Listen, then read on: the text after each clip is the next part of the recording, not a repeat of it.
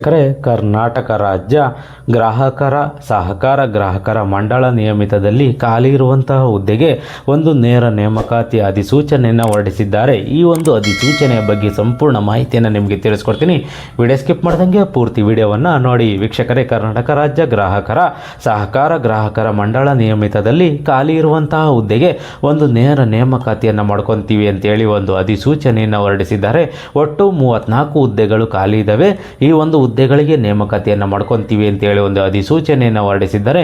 ಹಾಗಾದರೆ ಯಾವ್ಯಾವ ಹುದ್ದೆಗಳು ಅಂತೇಳಿ ವಿವರವಾಗಿ ನಾವು ನೋಡೋದಾದರೆ, ಫಾರ್ಮಾಸಿಸ್ಟ್ ವಿಭಾಗದಲ್ಲಿ 7 ಹುದ್ದೆಗಳು ಖಾಲಿ ಇದ್ದಾವೆ ಅಂತೇಳಿ ಒಂದು ಮಾಹಿತಿಯನ್ನು ನೀಡಿದ್ದಾರೆ. ಪ್ರಥಮ ದರ್ಜೆ ಗುಮಾಸ್ತರು ಈ ಒಂದು ವಿಭಾಗದಲ್ಲಿ 10 ಹುದ್ದೆಗಳು ಖಾಲಿ ಇದ್ದಾವೆ ಅಂತೇಳಿ ಒಂದು ಮಾಹಿತಿಯನ್ನು ಇವರು ನೀಡಿದ್ದಾರೆ. ಅದೇ ರೀತಿ ಒಂದು ವಿಕ್ರಯ ಸಹಾಯಕರು ಈ ಒಂದು ವಿಭಾಗದಲ್ಲಿ 16 ಹುದ್ದೆಗಳು ಖಾಲಿ ಇದ್ದಾವೆ ಅಂತೇಳಿ ಒಂದು ಮಾಹಿತಿಯನ್ನು ನೀಡಿದ್ದಾರೆ. ಅದೇ ರೀತಿ 2 ವಿಕ್ರಯ ಸಹಾಯಕರು ಈ ಒಂದು ವಿಭಾಗದಲ್ಲಿ 1 ಹುದ್ದೆಗಳು ಖಾಲಿ ಇದ್ದಾವೆ ಅಂತೇಳಿ ಒಂದು ಮಾಹಿತಿಯನ್ನು ಇವರು ನೀಡಿದ್ದಾರೆ. ಈ ಒಂದು ಹುದ್ದೆಗಳಿಗೆ ಒಂದು ವೇತನ ಏನು ನಿಗದಿಪಡಿಸಿದ್ದಾರೆ ಅಂತೇಳಿ ವಿವರವಾಗಿ ನಾವು ನೋಡಿದ್ರೆ, ಫಾರ್ಮಾಸಿಸ್ಟ್ ವಿಭಾಗದಲ್ಲಿ 52,650 ರೂಪಾಯಿವರೆಗೂ ಒಂದು ವೇತನ ಇರುತ್ತೆ ಅಂತೇಳಿ ಒಂದು ಮಾಹಿತಿಯನ್ನು ನೀಡಿದ್ದಾರೆ. ಅದೇ ರೀತಿ ಪ್ರಥಮ ದರ್ಜೆ ಗುಮಾಸ್ತರು ಈ ಒಂದು ವಿಭಾಗದಲ್ಲಿ 45,300 ರೂಪಾಯಿವರೆಗೂ ಒಂದು ವೇತನ ಇರುತ್ತೆ ಅಂತೇಳಿ ಒಂದು ಮಾಹಿತಿಯನ್ನು ಇವರು ನೀಡಿದ್ದಾರೆ. ಅದೇ ರೀತಿ ಒಂದು ವಿಕ್ರಯ ಸಹಾಯಕರು ಈ ಒಂದು ವಿಭಾಗದಲ್ಲಿ 37,900 ರೂಪಾಯಿಗಳನ್ನು, 2 ವಿಕ್ರಯ ಸಹಾಯಕರು ವಿಭಾಗದಲ್ಲಿ 37,900 ರೂಪಾಯಿವರೆಗೂ ಒಂದು ವೇತನ ಇರುತ್ತೆ ಅಂತೇಳಿ ಒಂದು ಮಾಹಿತಿಯನ್ನು ಇವರು ನೀಡಿದ್ದಾರೆ.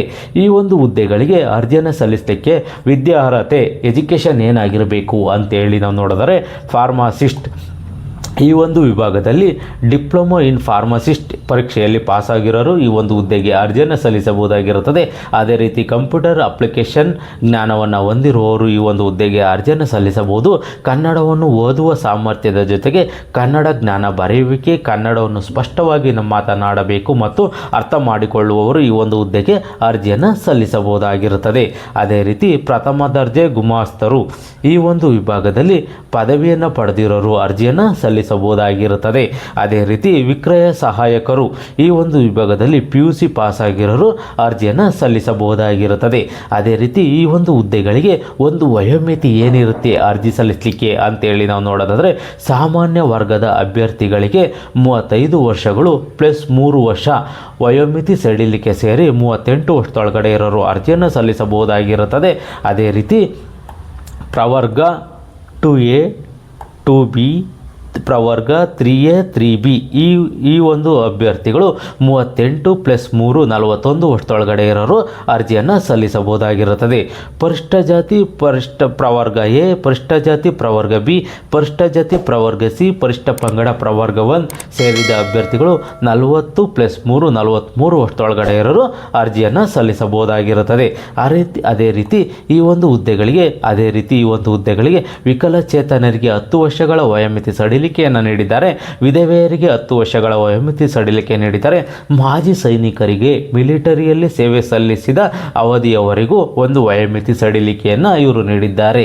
ಮತ್ತು ಈ ಒಂದು ಹುದ್ದೆಗಳಿಗೆ ಅರ್ಜಿ ಶುಲ್ಕ ಏನಿರುತ್ತೆ ಅಂತೇಳಿ ನಾವು ನೋಡಿದ್ರೆ, ಅಪ್ಲಿಕೇಶನ್ ಹಾಕಲಿಕ್ಕೆ ಪರಿಷ್ಠ ಜಾತಿ ಪ್ರವರ್ಗ A, ಪರಿಷ್ಠ ಜಾತಿ ಪ್ರವರ್ಗ B, ಪರಿಷ್ಠ ಜಾತಿ ಪ್ರವರ್ಗ C, ಪರಿಷ್ಠ ಪಂಗಡ ಪ್ರವರ್ಗ 1 ವಿಕಲಚೇತನ ಅಭ್ಯರ್ಥಿಗಳಿಗೆ 500 ರೂಪಾಯಿಗಳ ಅರ್ಜಿ ಶುಲ್ಕ ಪ್ಲಸ್ ಗೇಟ್ವೇ ಚಾರ್ಜಸ್ ಇರುತ್ತೆ ಅಂತೇಳಿ ಒಂದು ಮಾಹಿತಿಯನ್ನು ಇವರು ನೀಡಿದ್ದಾರೆ. ಇತರ ವರ್ಗದ ಅಭ್ಯರ್ಥಿಗಳಿಗೆ 1000 ರೂಪಾಯಿಗಳು ಪ್ಲಸ್ ಗೇಟ್ವೇ ಚಾರ್ಜಸ್ ಇರುತ್ತೆ ಅಂತೇಳಿ ಒಂದು ಅರ್ಜಿ ಶುಲ್ಕ ಇರುತ್ತೆ ಅಂತೇಳಿ ಒಂದು ಮಾಹಿತಿಯನ್ನು ನೀಡಿದ್ದಾರೆ. ಈ ಒಂದು ಹುದ್ದೆಗಳಿಗೆ ಅರ್ಜಿ ಸಲ್ಲಿಸಲಿಕ್ಕೆ ಆರಂಭಿಕ ದಿನಾಂಕ ಯಾವುದು, ಕೊನೆಯ ದಿನಾಂಕ ಯಾವುದು ಅಂತೇಳಿ ನಾವು ನೋಡಿದ್ರೆ, 9/1/2026 ತಾರೀಕಿಂದ 7/2/2026 ತಾರೀಕೊಳಗಾಗಿ ಅರ್ಜಿಯನ್ನು ಸಲ್ಲಿಸಬಹುದಾಗಿರುತ್ತದೆ. ಯಾರು ಈ ಒಂದು ಹುದ್ದೆಗೆ ಅರ್ಜಿಯನ್ನು ಸಲ್ಲಿಸಬೇಕು ಅಂದ್ಕೊಂಡಿದ್ರೆ ಆನ್ಲೈನ್ನಲ್ಲಿ ಅರ್ಜಿಯನ್ನು ಸಲ್ಲಿಸಬೇಕಾಗಿರುತ್ತದೆ. ಯಾವ ವೆಬ್ಸೈಟ್ನಲ್ಲಿ ಅಂತೇಳಿ ನಾವು ವಿವರವಾಗಿ ನಾವು ನೋಡೋದಾದರೆ, virtuloffICEERP.com ಈ ಒಂದು ವೆಬ್ಸೈಟ್ಗೆ ಹೋಗಿ ಅರ್ಜಿಯನ್ನು ಸಲ್ಲಿಸಬಹುದಾಗಿರುತ್ತದೆ. ಯಾವುದೇ ರೀತಿಯ ಮ್ಯಾನ್ಯಲ್ ಅರ್ಜಿಯನ್ನು ಸ್ವೀಕರಿಸುವುದಿಲ್ಲ, ಆನ್ಲೈನ್ ಅರ್ಜಿಯನ್ನೇ ಸಲ್ಲಿಸಬೇಕಾಗಿರುತ್ತದೆ. ಯಾರು ಈ ಒಂದು ಹುದ್ದೆಗೆ ಅರ್ಜಿಯನ್ನು ಸಲ್ಲಿಸಬೇಕು ಅಂದ್ಕೊಂಡಿದ್ರೆ ಈ ಒಂದು ನೋಟಿಫಿಕೇಶನನ್ನು ಸಂಪೂರ್ಣವಾಗಿ ಓದಿ ನಿಮಗಿದು ಸೂಕ್ತ ಅನಿಸಿದ್ರೆ ಮಾತ್ರ ಈ ಹುದ್ದೆಗಳಿಗೆ ಅರ್ಜಿಯನ್ನು ಸಲ್ಲಿಸಿ. ಅರ್ಜಿ ಸಲ್ಲಿಸಲಿಕ್ಕೆ ಕೊನೆಯ ದಿನಾಂಕವರೆಗೂ ಕಾಯ್ಕೋಬೇಡಿ, ಮುಂಚಿತವಾಗಿ ಅರ್ಜಿಯನ್ನು ಸಲ್ಲಿಸಿ. ಈ ಒಂದು ಮಾಹಿತಿ ಇಷ್ಟವಾದರೆ ಸಬ್ಸ್ಕ್ರೈಬ್ ಮಾಡಿ, ಶೇರ್ ಮಾಡಿ, ಲೈಕ್ ಮಾಡಿ.